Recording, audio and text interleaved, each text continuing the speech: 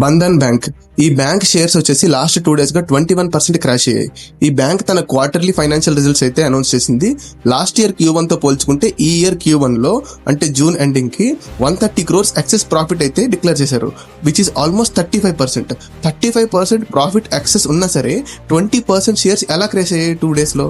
Clear గా explain చేస్తాను, video save చేసుకుని అకౌంట్ అయితే ఫాలో చేయండి. ఈ bank Q1 financial results clear గా చెక్ చేస్తే ఏదైతే ప్రాఫిట్ లో ఇంక్రీజ్ ఉందో 35%, that is mainly because of decrease in the provision expenditure.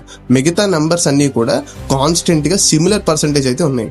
Only provision expenditure decrease అవడం వల్ల మాత్రమే ప్రాఫిట్ వచ్చింది, ఆ 35% గ్రోత్ అనేది, which is not a business growth. అంటే ఆపరేషన్స్ ప్రకారంగా ఏ గ్రోత్ లేదు.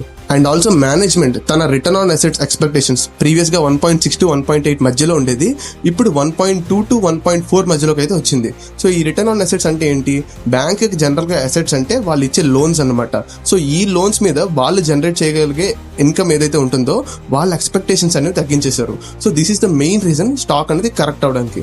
ఈవెన్ దో ప్రాఫిట్ ఉన్నా సరే స్టాక్ ప్రైస్ ఫాలో అవుతుంది అని చెప్పడానికి this is a classic example.